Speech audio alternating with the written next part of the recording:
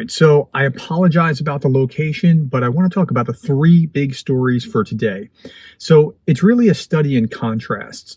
So the first one is attackums were awesome. They really were. And they did something pretty amazing, killed 9 helicopters, bringing the total Russian helicopter fleet down from, it was at a peak of 100, somewhere around 30 now after these 9 were removed from the battlefield.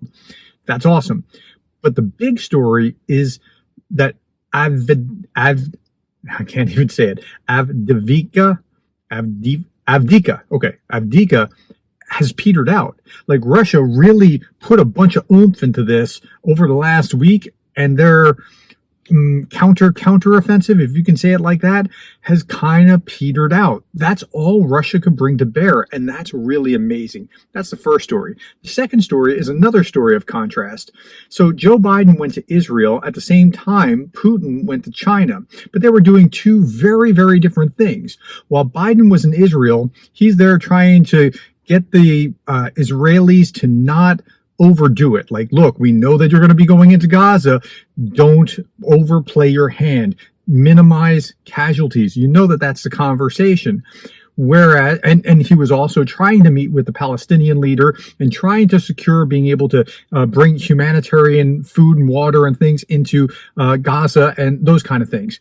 Meanwhile, while Biden's doing that in Israel, Putin is in China. And what's Putin doing in China? Putin is trying to drum up support for his war. Like, Biden's trying to calm things down. Putin's trying to draw support.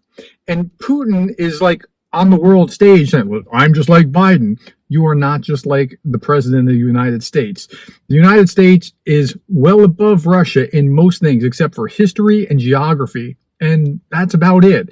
Militarily, GDP, the amount of production and intellectual property and innovation, all the things that matter, Russia is not nearly anywhere near the United States. But Putin is like thinking like, I'm just like that on the world stage. You're really not. Third big story. The third big story is the Speaker of the House race. Jim Jordan had a second vote, and he had one less than what he had yesterday. He needed to pick up most of 20 and could only lose about 4. It's possible that he might even lose to the Democrat and have a Democrat Speaker of the House if they're not careful. So I don't think that's going to happen. I think it's possible. But the contrast here is, if not Jim Jordan, then who? Who could become the next Speaker of the House? It's an open question, and we'll see what's going to happen in the future days. Okay, those are the 3 big stories for today. Thank you for your time. Thank you for listening to me. Thank you for caring about Ukraine.